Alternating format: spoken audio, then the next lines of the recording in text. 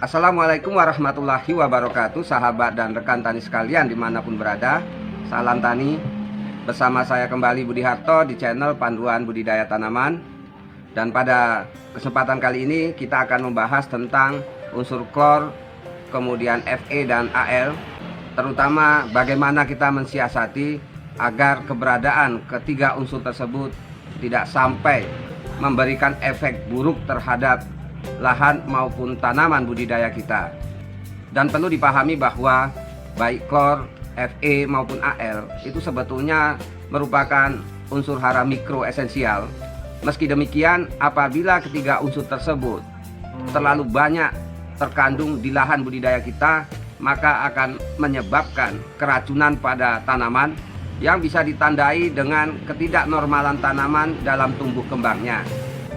Dan perlu diketahui juga bahwa ketiga unsur tersebut akan lebih mendominasi lahan-lahan budidaya kita, mengingat pada umumnya lahan-lahan pertanaman yang ada di Indonesia ini mempunyai karakter keasaman yang tinggi, sehingga menjadikan potensi ketersediaan unsur Fe, Al, dan klor menjadi lebih besar, yang pada akhirnya akan membuat kondisi tanaman banyak mengalami kekurangan kualitas tumbuh kembangnya, sehingga produktivitas tanaman menjadi terhambat, yang secara otomatis bisa menimbulkan kerugian baik pada tanaman maupun petani itu sendiri.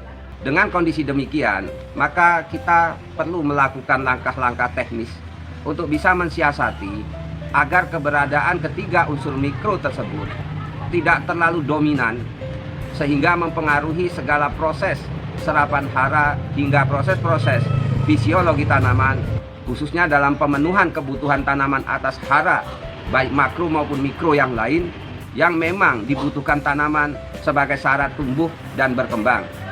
Pada dasarnya unsur Fe dan Al akan selalu muncul dan lebih mendominasi faktor-faktor yang terjadi secara proses kimiawi di dalam lahan budidaya, karena sifatnya yang agresif dan mudah mereduksi unsur-unsur hara lainnya, khususnya unsur-unsur hara yang bersifat alkalis. Maka menjadi wajar apabila kondisi lahan yang bersifat asam, pertumbuhan tanaman menjadi terhambat dan bahkan bisa menimbulkan kematian akibat penyakit fisiologi, karena dalam proses tumbuh kembangnya terlalu banyak menyerap unsur-unsur Fe, Al, dan klor. Berbeda dengan Fe dan Al, di mana unsur klor apabila dalam kondisi berlebihan terserap oleh tanaman akan membuat jaringan tanaman layaknya seperti terkena kresek, organ maupun jaringan tanaman menjadi rapuh, serta akan membuat tanaman rentan terhadap cuaca maupun hama dan penyakit. Sedangkan kondisi lahan dengan kandungan Fe dan Al yang tinggi akan menghambat serapan unsur hara baik makro maupun mikro lainnya yang sangat-sangat dibutuhkan tanaman, karena sifat kedua unsur mikro tersebut baik Fe maupun Al sangat reduktif terhadap unsur-unsur tersebut, yang pada akhirnya akan mengikat baik unsur hara makro maupun mikro, yang membuat tanaman akan sulit mendapatkan dan menyerap unsur-unsur hara lainnya, yang pada akhirnya akan menimbulkan defisiensi atau kekurangan unsur hara. Maka menjadi wajar di lahan yang asam dengan kandungan Fe dan Al yang tinggi, tanaman akan menunjukkan gejala seperti kurang dipupuk. Hal ini memang sejalan, mengingat tanaman tidak bisa mendapatkan kebutuhan unsur haranya, karena hampir semua unsur hara yang dibutuhkan oleh tanaman terikat oleh kedua unsur tersebut, yaitu Fe dan Al.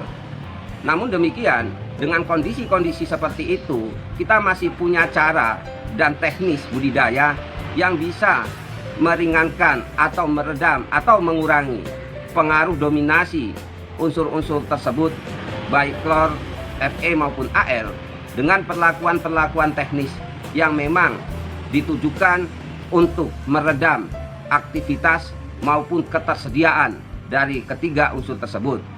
Apabila di lahan budidaya kita terindikasi kelebihan unsur klor, maka solusi dan teknik ataupun cara yang bisa kita gunakan untuk mengurangi pengaruh unsur klor tersebut, yaitu dengan memperbanyak unsur karbon di lahan petanaman atau lahan budidaya kita.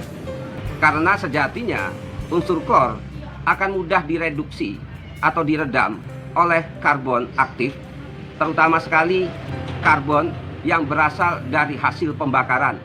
Maka dari itu, dengan keberadaan unsur klor, terutama di lahan-lahan dekat dengan pesisir pantai ataupun laut yang mempunyai kadar garam tinggi, sering saya sarankan melalui panduan untuk menaburkan atau mengaplikasikan arang sekam ataupun arang tempurung atau juga arang kayu dalam bentuk serbuk agar prosesnya bisa berjalan lebih cepat.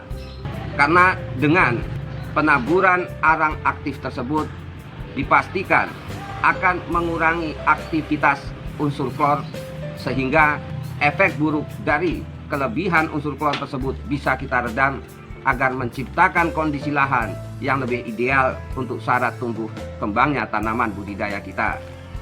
Maka daripada itu, bagi sahabat dan rekan tani yang mempunyai lahan-lahan di dekat pesisir pantai ataupun laut, atau yang lebih dikenal dengan lahan pasang surut, saya selalu menyarankan untuk menaburkan serbu arang baik dari tempurung, kayu maupun sekam yang kita tambahkan pada pupuk dengan tujuan untuk bisa sedikit meredam atau mereduksi unsur klor yang bersifat racun pada tanaman bila dalam kondisi berlebihan. Selain dari serbu arang, kita bisa mendapatkan karbon aktif dari pupuk kompos hasil pembakaran atau dari pupuk kandang hasil fermentasi, di mana baik pada serbu arang hasil pembakaran maupun kompos hasil pembakaran serta pupuk kandang hasil fermentasi yang sudah matang biasanya akan mengandung banyak unsur karbon aktif, sehingga bisa kita gunakan sebagai langkah-langkah teknis untuk mensiasati lahan-lahan yang kelebihan kandungan unsur klor. Selanjutnya, kita akan membahas bagaimana untuk mensiasati guna meredam unsur Fe dan Al. Yang pertama sekali yang harus kita lakukan adalah dengan meningkatkan pH tanah melalui pengapuran atau dengan panduan-panduan saya yang berjudul asam-asaman dan sebagainya. Kemudian kita perkuat lagi dengan pemberian unsur hara zinkum atau seng, mengingat baik unsur Fe maupun Al akan mampu diredam atau direduksi oleh unsur zinc atau seng. Karena itu nanti sahabat dan rekan tani bisa melihat video-video panduan saya sebelumnya, khususnya yang menyangkut penanganan lahan asam-asaman atau lahan-lahan yang memang bersifat asam, yang salah satu treatment ataupun teknis aplikasi yang kita gunakan adalah dengan mengaplikasikan saka andalan. Mengingat pada saka andalan ini sudah mengandung 21% unsur zinc oksi yang bersifat aktif, sehingga diharapkan bisa mempercepat proses reduksi dari ion Fe dan ion Al atau aluminium. Dengan kita mengaplikasikan saka andalan ini, diharapkan nanti proses peredaman atau reduksi ion Fe dan Al akan berlangsung lebih cepat sambil menunggu proses kimiawi yang lain akibat perlakuan untuk mendongkrak pH tanah melalui pupuk peram maupun penaburan dolomit, sehingga diharapkan kondisi tanaman tidak terganggu dengan ketersediaan Fe dan Al yang berlebihan di lahan yang bersifat asam tadi. Di sini saka andalan selain mengandung zinkum atau seng sebanyak 21%, juga mengandung silika sejumlah 20% dan K2O atau kalium sebanyak 20%, ditambah lagi dengan surfaktan organik 10%. Mungkin sahabat tani masih bertanya-tanya surfaktan organik yang ada di saka andalan ini bahannya dari apa? Jelasnya dari olein atau minyak CPO kelapa sawit, yang mana pada saka andalan ini juga ber-pH larutan antara 10 sampai 11, sehingga diharapkan bisa sedikit membantu untuk mendongkrak pH tanah di lahan budidaya kita. Jadi yang perlu sahabat dan rekan tani pahami dan garis bawahi bahwa untuk meredam unsur klor di lahan budidaya kita, maka kita membutuhkan unsur karbon aktif yang bisa kita ambil dari bahan organik, baik itu pupuk kandang, kemudian kompos hasil pembakaran, dan serbuk arang. Kemudian untuk bisa meredam atau mereduksi kandungan Fe dan Al yang berlebihan, khususnya di lahan-lahan yang bersifat asam atau yang terdampak asam-asaman, kita bisa menggunakan unsur zinc untuk menetralisir dan membantu untuk meredam aktivitas ion Fe dan ion Al, sehingga unsur-unsur hara yang ada di lahan budidaya kita tidak terikat kuat oleh kedua unsur logam tersebut. Jadi demikianlah sahabat dan rekan tani, pembahasan kita kali ini tentang unsur klor, Fe dan Al. Semoga bisa memberikan manfaat terbaik dan pemahaman yang terbaik pula bagi saya pribadi maupun sahabat dan rekan tani sekalian. Saya Budi Harto dari Stabat, Langkat, Sumatera Utara. Jayalah selalu petani Indonesia dan salam tani. Wassalamualaikum warahmatullahi wabarakatuh.